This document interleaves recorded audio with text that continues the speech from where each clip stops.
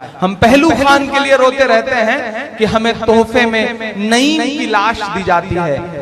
एक दो जख्म नहीं सारा बदन है छलनी, दर्द बेचारा परेशान है कहां से उठे। मैं उस दर्द को आपसे साझा करना चाहता हूं, आपसे बांटना चाहता हूं। पढ़ता हूं साहब, लेकिन 4 मिसरे ये पहले सुन लें ताकि उस नज्म की तमहीद बन सके। कि और कितना हमें बर्बाद करोगे साहिब, क्या सितम और नया ईजाद करोगे साहिब। साहिब का मतलब है इस मुल्क की सबसे बड़ी कुर्सी पे बैठे हुए शख्स से बात कर रहा हूं मैं। कि और कितना हमें बर्बाद करोगे साहिब, क्या सितम और नया ईजाद करोगे साहिब। खुद के औलाद नहीं है तो बताओ इतना, कितनी माँ को बे औलाद करोगे साहिब, करोगे साहिब। कितनी माँ को बे औलाद करोगे साहिब। मैं नज़्म पढ़ता हूं साहब, नजीब की वो नज़्म जिसकी वजह से अल्लाह ने घर घर तक, माओं तक, बहनों तक पहुंचाया मुझे इस नज़्म की वजह से। मैं मिलने गया था तीसरे दिन उस माँ से, चुपचाप गुमनाम तरीके से। मैंने बिलख बिलख करके रोते हुए देखा है। वो लम्हा भी मेरी आंखों के सामने है कि जब नजीब की अम्मी मेरे गले से लग करके बारहा बहुत देर तक ज़ारो कतार रोती रही और मेरे पास उनको चुप कराने के लिए कोई लफ्ज नहीं था, बस उनके आंसुओं के साथ मैंने अपने आंसू शामिल कर दिए थे। मेरी आंखों में वो लम्हे कैद हैं। तब मैं ये नज्म पढ़ता हूं और हिंदुस्तान नहीं पूरी दुनिया भर के मुशायरे में मैंने इस नज्म को इस दुआ के साथ पढ़ा कि क्या पता मैं ये नज्म जिस मुशायरे में पढ़ूं वहां सामने बैठा हुआ कोई अल्लाह वाला हो और वो दुआ करे इस नज्म को सुन करके और अगली सुबह नजीब उसकी माँ से मिल जाए और फिर इस नज्म को कभी पढ़ने की जरूरत न पड़े। मैं इस दुआ के साथ भटकल की सरजमीन पर भी इस नज्म को पढ़ रहा हूँ, इस उम्मीद के साथ कि क्या पता अगली सुबह अल्लाह जो है वो नजीब की माँ से नजीब को मिला दे तो उस माँ के आंसुओं को ठिकाना मिल जाए। मैं पढ़ता हूँ और आपसे दुआएं मांगता हूँ। एक बार ताली बजा करके मुझे हुक्म दें कि आप इस नज़्म को सुनने का मूड बना चुके हैं। सुना था कि बेहद सुनहरी है दिल्ली, समंदर सी खामोश गहरी है दिल्ली। सुना था कि बेहद सुनहरी है दिल्ली, समंदर सी खामोश गहरी है दिल्ली। मगर एक माँ की सदा सुन न पाए तो लगता है गूंगी है बहरी है दिल्ली। बहुत रोया था मैं इस नज्म को कहते हुए, बारहा इस नज्म को पढ़ते हुए रो देता हूँ।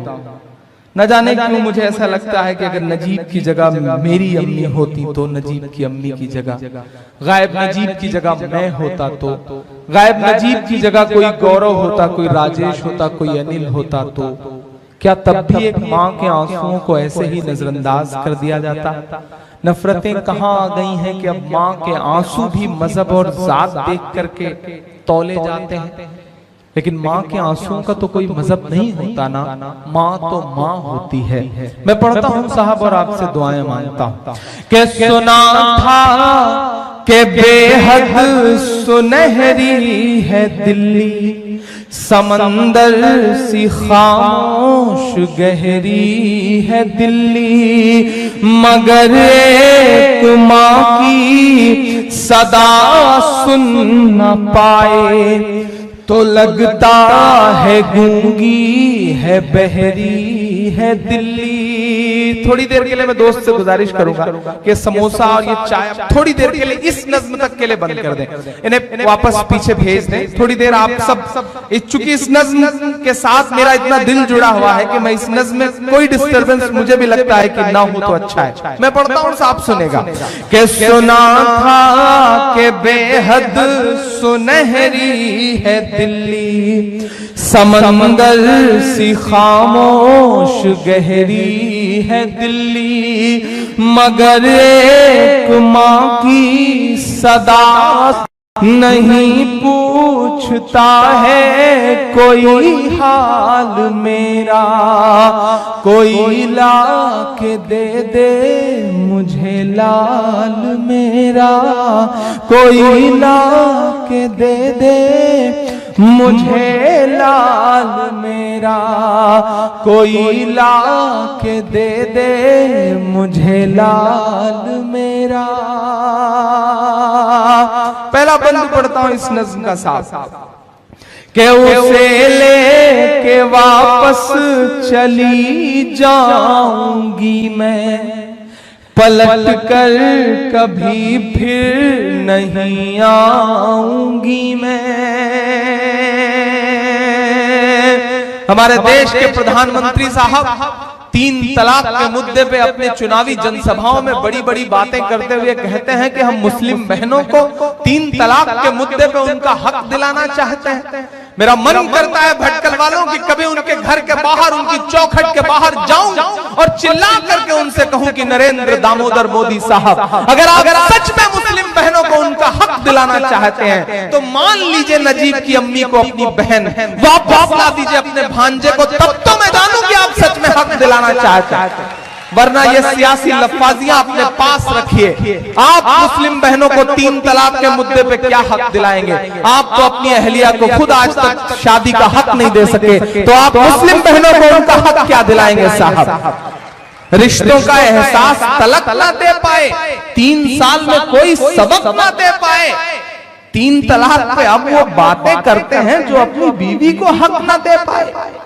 मैं पढ़ता हूं और अगर सच लगे तो आपसे दुआएं मांगता हूं कि उसे लेके वापस चली जाऊंगी मैं, पलट कर कभी फिर नहीं आऊंगी मैं। वही है बुढ़ापे का मेरे सहारा, वही है बुढ़ापे का मेरे सहारा, वो बिछड़ा तो जिंदा ही मर जाऊंगी मैं। उसे लेके वापस चली जाऊंगी मैं, पलट कर कभी फिर नहीं आऊंगी मैं। वही है बुढ़ापे का मेरे सहारा, वो बिछड़ा तो जिंदा ही मर जाऊंगी मैं। वही है मेरी जिंदगी की कमाई, वही है मेरी जिंदगी की कमाई, वही तो है सदियों का आमाल मेरा। कोई ला के दे मुझे लाल मेरा, कोई ला के दे मुझे लाल मेरा, कोई ला के दे मुझे लाल मेरा। आखिरी बंद पढ़ता हूं इस नज़्म का साहब। जितना गुस्सा मेरा सियासत के इक़्तिदार पे बैठे हुए लोगों से है, उससे कहीं ज्यादा मेरा गुस्सा इस देश की मीडिया से है। वो मीडिया जो अपने आप को जमहूरियत का चौथा खंबा कहती है, वो मीडिया जो अपने आप को डेमोक्रेसी का पिलर बताती है, उस मीडिया से मेरा गुस्सा है। मैं कभी कभी जो ऑप्शनल मीडिया तैयार हो गए हैं, साहिल ऑनलाइन जैसे जो छोटे छोटे फोरम तैयार हुए हैं, मैं उनको सलाम करूंगा कि वो सच्चाइयों को दुनिया के सामने रख रहे हैं। वरना आज तो हालत ये हो गई है साहब के अपने न्यूज रूम में, एसी न्यूज रूम में कॉलर टाइट करके, टाई लगा करके बैठा हुआ एंकर भ्रष्टाचार पे बातें करता है, करप्शन पर बातें करता है, और खुद सैकड़ों करोड़ रुपए उसने पिछले 10 साल में जर्नलिज्म से कमा लिए। हालात ये हो गए। मेरा गुस्सा है उनसे जो नाग और नागिन की खबरें चैनलों पर दिखा करके ये कह रहे हैं कि यही जर्नलिज्म है। दरअसल वो जर्नलिज्म नहीं कर रहे हैं, वो जर्नलिज्म की जड़ों में मट्ठा डालने का काम कर रहे हैं। मेरा गुस्सा है उनसे, मेरा गुस्सा है ऐसे लोगों से जो ये कहते हैं कि नाग और नागिन की खबरें और नेताजी की छींक आ जाए तो वही खबरें असली खबरें हैं। मेरा गुस्सा है उनसे। मैं उनके नाम एक बंद करता हूं, अगर सच लग जाए कि इमरान का ये गुस्सा जायज है और इमरान ही इस तेवर के साथ ये बात कह सकता है तो आपकी दुआएं मुझे चाहिए। मैं पढ़ता हूं साहब कि ये टीवी के एंकर कहां मर गए हैं। हिम्मत की है मैंने इस देश के तमाम बड़े चैनलों के तमाम बड़े टीवी एंकरों को यह बात कहने की। कुछ नाम है जिन्हें सलाम करता हूं। मैं सलाम करता हूं रवीश कुमार को, जिस शख्स ने जर्नलिज्म की थोड़ी बहुत इज्जत बचा रखी। मैं सलाम करता हूं निधि राजदान को, मैं सलाम करता हूं अभिसार शर्मा को, मैं सलाम करता हूं पुण्य प्रसून वाजपेयी को, मैं सलाम करता हूं विनोद दुआ को।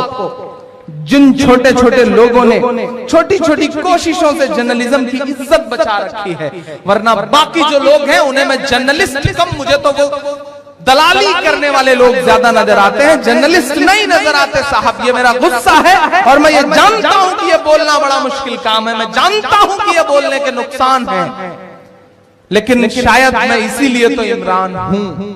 मैं पढ़ता हूं साहब कि ये टीवी के एंकर कहां मर गए हैं।